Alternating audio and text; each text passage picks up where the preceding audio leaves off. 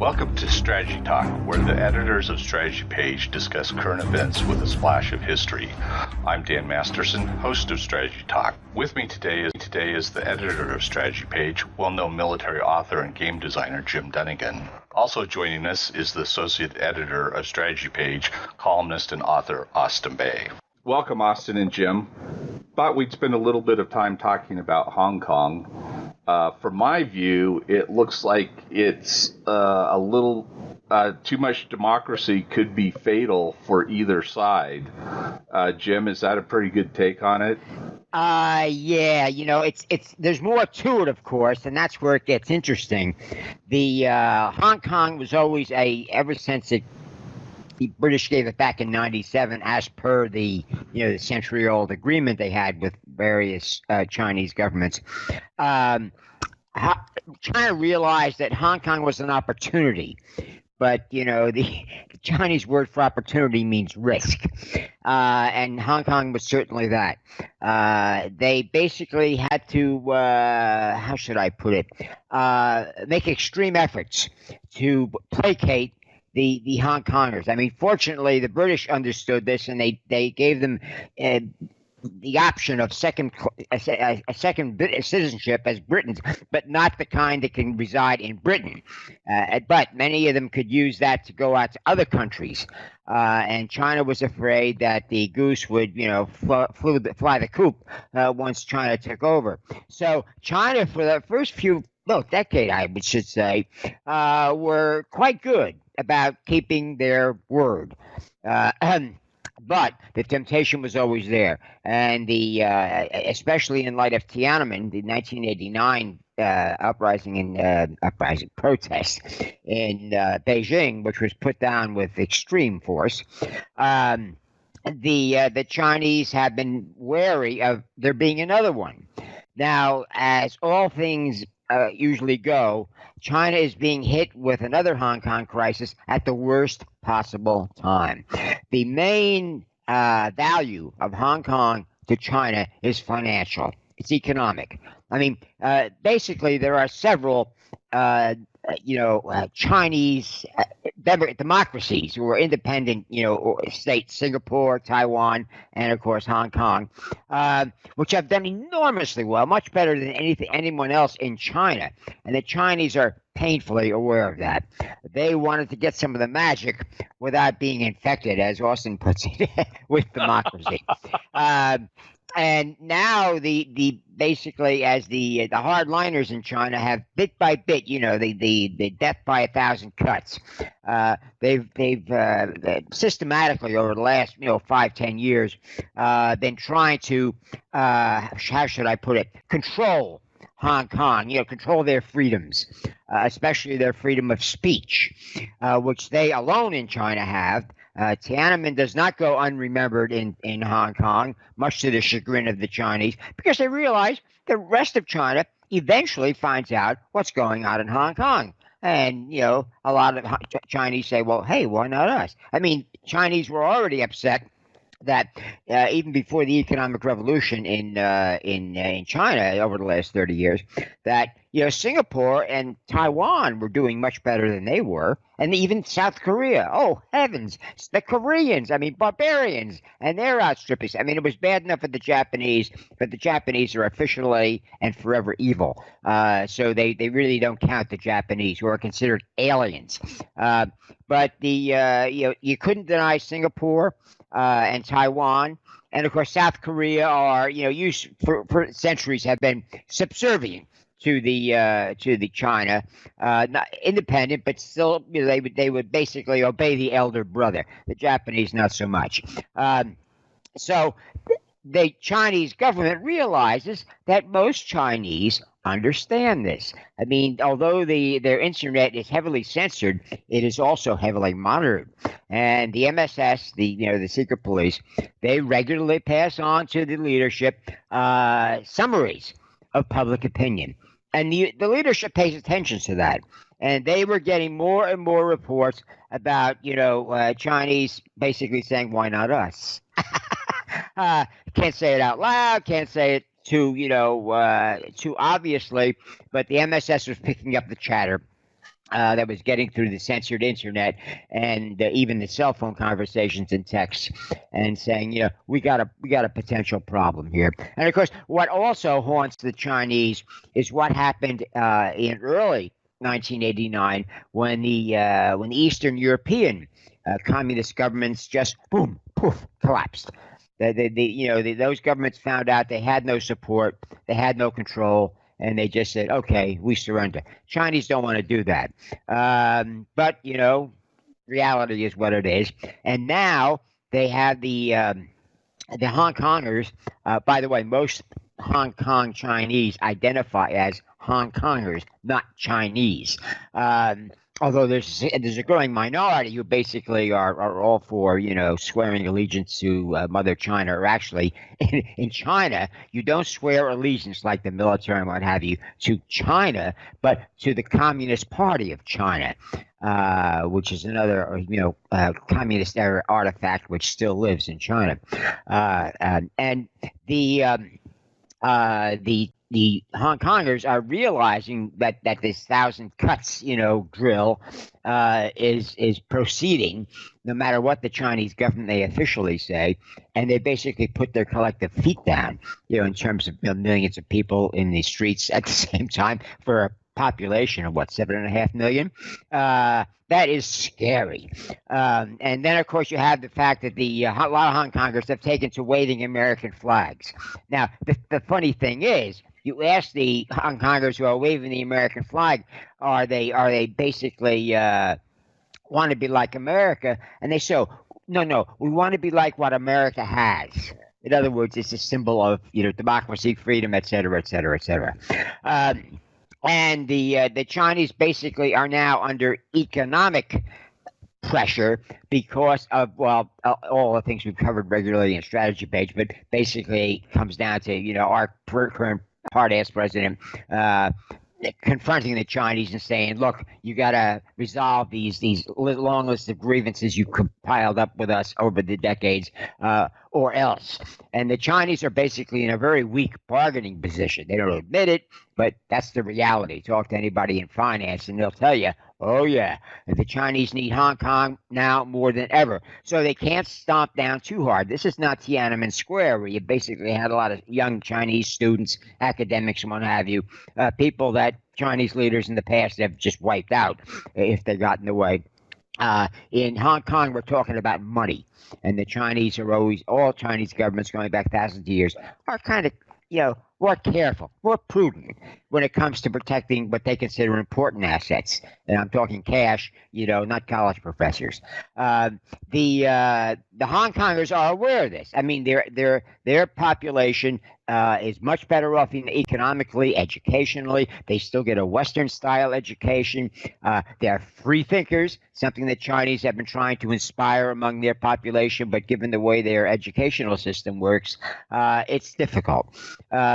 So it's a love-hate relationship, and the Hong Kongers are basically trying to take advantage of it. I mean, all they're doing now with these current demonstrations is trying to get the elected or selected, because the Chinese have a lot of influence on who gets to go and run in these elections and what have you, the elected government to basically cancel the extradition bill, which would basically have allowed the Chinese to basically grab any Hong Konger for any reason they could make up, and everybody knows the Chinese will make up reasons, and haul it back to China and have their way with them. This to the Hong Kongers is an enormous affront to the freedoms they were guaranteed, and I think the MSS is also picking up the chatter in Hong Kong, in that if the Chinese do crack down, Hong Kong, as everybody's known it for the last 20 years, will disappear, because the Hong Kongers will say, screw this, I'm out of here. It's much like, again, 1989, East Germany, the wall came down, and all the Germans who didn't want anything to do with communism started running, and, the communist leaders did the math and said, my God, we'll have no East Germans left if this goes on. So they just give up. Chinese don't want to be put in that position, and fortunately for them, they won't be, because it's just a Hong Kong thing. So all they have to do is observe the agreement. And there's not as much at stake as you might think, because if they do that, they can do it without losing face. They can basically, they're very good at this, political faddle, coming up with excuses for something they should have done anyway. And backing away. And it's basically, on the right side, the hardliners in China are the ones who are taking the most heat, because they say, well, we have to. And basically the government comes back with, well, are you going to make up the lost money and financial access, and et cetera, et cetera? The Hong Kong GDP is basically about the same as Singapore, but they have about 30% fewer people, more people. I'm sorry, and the Chinese have always wanted to get their hands on Singapore, but they're unlikely to do that because they haven't made claim to it yet. Taiwan is another matter. If they basically come down too hard in Hong Kong, more and more Taiwanese are saying, well, we could do a Hong Kong with China. Well, now they are reconsidering that because they're seeing what's going on in Hong Kong. And China realizes, well, man, the Taiwanese already have mutual defense agreements or something close to it with the Americans, and we don't want to trigger World War III over Taiwan. We'd like it back. We think we'll eventually get it back, but not if we basically rip up the promises we made in Hong Kong, promises which don't have to be wiped out, because everybody's making money, everybody's doing fine. The hardliners in China are just annoyed that these uppity Hong Kongers, smart Alex, financiers of all things, who are more untouchable than college professors, are basically making them look bad. Well, tough. Everything has a price. And basically, it's a question of the entire Chinese leadership agreeing that, all right, we'll pay the price. So far, that's still up in the air. Austin? I think that the Chinese government, the Chinese Communist Party's got itself in a bind here that's a little bit more difficult than Jim portrays it. I listen very closely, Jim, and they are in a bind, but they face a problem in Hong Kong that is Tiananmen Square cubed. The money is the issue, but also is the freedom. And there is a element in the Chinese Communist Party that is desperately afraid of the infection. I think that's the way they look at it, of democracy and freedom. And at this group overlaps, and if you're thinking of a Venn diagram, a great deal of Venn diagram with another group that is the Dragon Revives group. China's back on the prowl. We're going to correct 200 years, 300 years of bad history, and we're going to be the hegemon in Asia. That's another reason. It's not just money for coveting Taiwan, Singapore, being the hegemon in the South China Sea, the hegemon on the Korean Peninsula, acquiring what they see as a Chinese island, Singapore. They don't see it as a self-governing. I've heard Singaporeans say this. Hey, we're a self-governing British colony. All we do is we took over, and we still. Well, Art, you have to understand the way it was set up to get the joke, but it is a good joke. Meaning, hey, wait a minute, it really wasn't. It was, we had all kinds of freedoms, but if you really got down to it, the appointed governor or the crown could do anything he wanted. Well, that's kind of the way we've set up the government down here. That's the Singapore joke. One other thing, Jim, I think that some of our Canadian listeners are going to be terribly upset that you left out another major Chinese financial city. That's Vancouver, British Columbia, but the joke fits right in with what you said about Hong Kongers hedging their bets, buying condos and land in Canada and the United States. It's interesting that our State Department now has limited Chinese investment acquisition of land and buildings here in the United States. Part of that is the sanctions, but that's from mainland China, not from Hong Kong. A Hong Konger with a Hong Kong residence passport's just like somebody from Singapore or someone from any other reasonably free country that comes in and says, we've got money and we'd like to invest it in the United States. That's also another reason that the Chinese Communist Party has to be very careful with Hong Kong, because it is a conduit for investment, legal investment, and also shady investment, because it can be abused. But here's why I argue that there's much more to it as from this cabal, let's just use that word, clique, group, very influential group within the Chinese Communist Party. Look back over the last 4 or 5 years, and now the Hong Kongers use the term localist. Actually, I think the mainlanders do too when they're talking about groups within Hong Kong. And localists are usually characterized as wanting self-determination in Hong Kong. In other words, living up to the Sino-British Joint Declaration, which is, Jim said this, that's all the CCP has to do, but they're not doing it. There's one element of localists that says, okay, but there's another group of localists that say they want self-determination. And self-determination, independence. Now that's the cry that Beijing doesn't want to hear. Independence. Well, the reason that this group, this more radical group of localists there's always a group that was kind of wanted that anyway, but it's grown is because they don't trust Beijing, and they've got good reasons for it. And like I said, over the last 4 or 5 years, Beijing has forbidden certain politicians in Hong Kong, legislators with these localist views, from running for the Legislative Council. They've even disqualified a couple of the parties, and they see the Hong Kongers not being extremely well informed, saying this is what you do over in the mainland. This is direct violation of the Sino-British Joint Declaration. You intend to move in here. We don't have 50 years.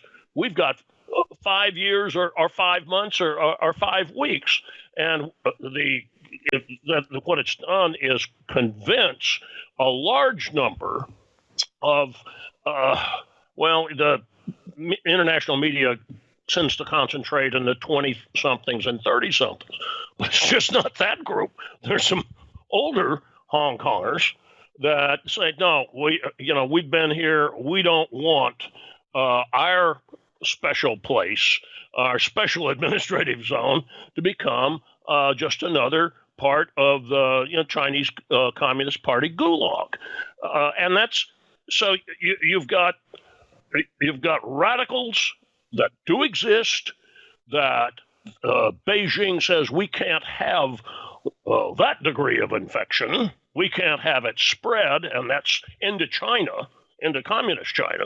And that's the Tiananmen Square tiger that I talk about, fear that you're going to have uprisings and demands for democratic change inside communist China. It's happened before, and it had to be put down with mass slaughter. It had to be. That's what Deng Xiaoping decided to do in June of 1989. The radical localists, or let's say the independence group. It wasn't just the independence group. Let me correct that now. There were organizers of the current protest specifically invoked Tiananmen Square. Now, whether that was smart politics or not, they kind of couldn't help it, given that extradition law that Jim mentioned had been promulgated through the Legislative Council with the backing of the party in Hong Kong that is pro-communist. It's the mouthpiece of Beijing, and they're Hong Kongers who are in this. Had been promulgated this year, and this happened to be the 30th anniversary of the Tiananmen Square slaughter. You couldn't miss the 30th anniversary, and you couldn't miss that it was tied in with this extradition law that was exactly everything Jim described. I wrote a column about this not too long ago, about that that included a description of what the extradition law was about, and if what it basically did is that if you had committed a crime, you could be extradited, or allegedly committed a crime. You could be moved from Hong Kong to a prison or a holding cell, whatever, inside the People's Republic of China. And it was the Hong Kongers saw it as, and this is the way I worded it, a totalitarian tentacle that kind of gets inside Hong Kong, snakes around the guarantees of the Sino-British joint declaration, and virtually anybody, once they had started this as a process, virtually anybody Communist China wanted to arrest would have to have faced the being extradited into the People's Republic. In other words, it was a poorly disguised power play. That is what galvanized in June and into this month, last month, July. You had 2 and 3 million people, close to half of the special administrative zone's population, participating in these demonstrations. One last thing to say, and this is what the point to make, and this has concerned me. There is evidence, I've read it in a couple of English language Asian newspapers, also read it in Western reports, that triads, the Tongs, another word for them, the organized criminal gangs, had infiltrated some of the demonstration, and they were the ones responsible for some of the violent attacks. Well, we know what that is. That's a deception operation to justify a crackdown. And notice what we've been getting from Beijing over the last 6 weeks. If the Hong Kong police aren't respected and they don't stop the riots, we'll move in. Well, they don't have to move in that much. There is a Chinese People's Liberation Army garrison inside Hong Kong. But this could be used as a justification to attack and absorb it. I don't doubt for a moment that there are people, there are groups within the Chinese Communist Party and the government in Beijing that would just love to do that. The sobering fact is what Jim said: money counts, and Hong Kong is a golden goose, to use that old description. It's a banking center par excellence for Asia. Part of the reason it is that you can enforce contracts. It's still got the structure of British democratic law, and that's its strength. The rest of the People's Republic, no. And if China did invade and crush it, any sort of rapprochement with Taiwan is off the table for the next 4 or 5 decades, if it's really on the table now. Asia goes tilt. It's already sort of gone tilt, and then China has to look and see its Belt and Road Initiative and all the other diplomatic, economic expansion initiatives. Those are going to be contested. Not that they're not being contested now. That started, especially on the part of the United States.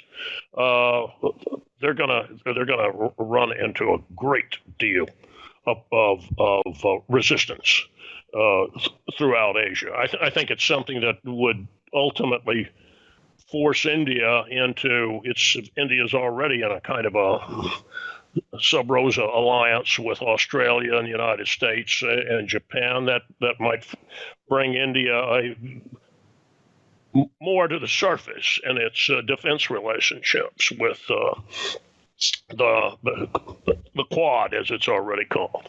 So I'll just leave it at that. It's which is a lot of that. I do think that the cabal is in somewhere in Beijing is interested in knocking off Hong Kong. I hope that the sober heads and those who control the wallets tell them don't do it. Jim, there were some reports that video and like that of the protests were making it back into mainland China. What is the impact of that? Well, what's happening with the information getting back into China, which is not that difficult because the Hong Kong has always had relatively freedom of movement between southern China and Hong Kong, especially for Hong Kongers, but also people in southern China, Shenzhen, who were doing business in Hong Kong. And as with North Korea, which had a much smaller economic relationship between North Korea and China, those people who were able to cross the line, as long as they didn't go public, as long as they just basically said what they were going to say in private, in bars and whatever, and then the information would slowly filter out, they could get away with that. But now, as Austin points out, there's a lot more information to consider. And what this Hong Kong situation is also doing, which again angers the hardliners but also chastens them, is that it is exposing, as Austin put it, a lot of the bad practices China is quietly trying to get away with worldwide. Look at Venezuela, where the Chinese are quietly going in there, rebuilding the oil infrastructure as much as they can, trying to get Maduro not to self-destruct. But now a lot of South Americans are going to realize if China stays and Maduro stays, we have basically a powerful communist dictatorship next door. And do we really want that? And the answer is no. Another area where the Chinas are being basically exposed, light is being shined, is the control China exercises over the hundreds of thousands of Chinese studying overseas.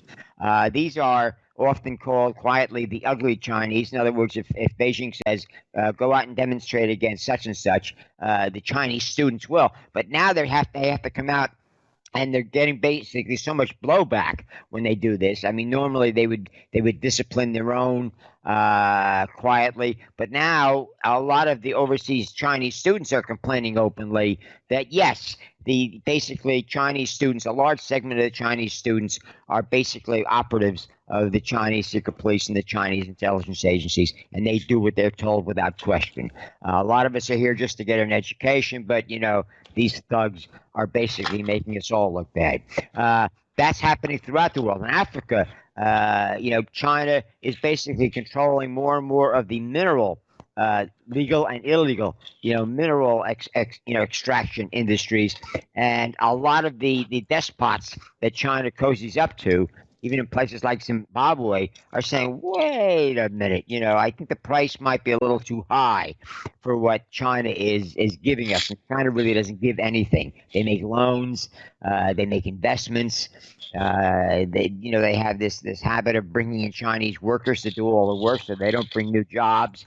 And of course, this is, as we've reported in Strategy Page, you talk about you notice our coverage of Thailand and uh, and Burma, they're getting pushed back there, especially in Thailand, which is again one of the few Asian nations that was never colonized, and that's because they're tough, they're astute, and they see a stalking horse, when one wanders into their territory, and that's what they see the Chinese is trying to do. And of course, Vietnam and Korea are traditionally, how should I put it? Satellites. Subjects. They'll kowtow to the Chinese, but they're not run by the Chinese, and they want to keep it that way. And they are extremely sensitive to Chinese ambitions. The South China Sea is bad news. In other words, all the bad moves that China has been making to expand, to redress the centuries of depredations China has suffered, in the last few centuries, is now being exposed as uglier than you even suspected. And it's all because of the Hong Kong publicity. It's not just shined a light on what goes on in Hong Kong, but what goes on with the Chinese operations worldwide. As Austin points out, it's more than just Hong Kong. And what it comes down to is how much are the hardliners willing to pay? How much will they be allowed, to pay, as it were, to suppress what's going on in Hong Kong? Because as Orson puts it, the sober heads in Hong Kong, many of whom are willing to basically be pawns for the Chinese government, they say, hey, look, if we try to do another Tiananmen, we're going to lose Hong Kong. I mean, the Chinese were, when they did Tiananmen, they lost, 10, 20,000, obstreperous civilians, and then tried to erase it from the official history.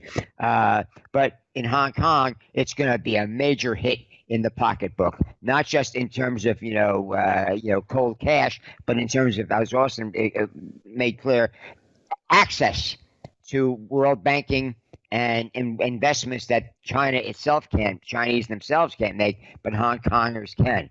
So it's a much higher risk situation than Tiananmen. The Hong Kongers aren't asking for what the Tiananmen Square protesters were calling for, and that was democracy, participative democracy, which the Chinese are actually allowing more and more at the local level. But Hong Kong basically is saying, look, just observe the agreements you made, 20 years ago. That's all we ask. And they're basically being annoying because they're being reasonable. And so, there's no easy solution for China, and I think more and more Chinese leaders are realizing, trying to go hard on Hong Kong is probably a mistake, and how are we going to get out of it? I mean, they're blaming it on the United States, which I think is just on their protocols. If there's some unrest somewhere, blame America. But even that backfires, because basically it surprised the Americans as much as anybody else. And by the way, the Tiananmen the connection.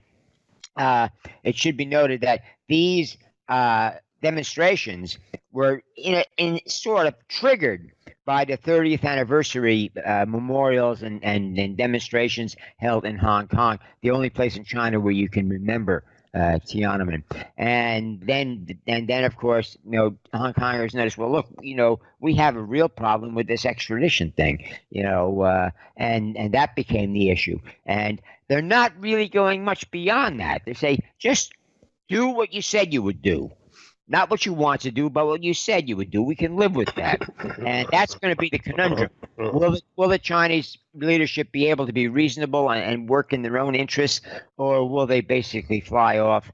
And the hardliners are having to weigh a lot. Setting up their naval base in Djibouti. They're trying to set up another one in Cambodia. The Chinese government was really very much against overseas military bases. Even the South China Sea expansion makes a lot of Chinese leaders nervous, because China for thousands of years has been a continental power. I mean, they had the ability centuries ago. They sent a tribute fleet out in the 15th century, and they ranged as far as the Middle East and Africa, and everybody bowed down. I mean, it was hundreds of very large warships with troops in the whole 9 yards. But then the emperor, when they got back and they reported, said, "Okay, burn the fleet. That's it. We've done it. We've made our point."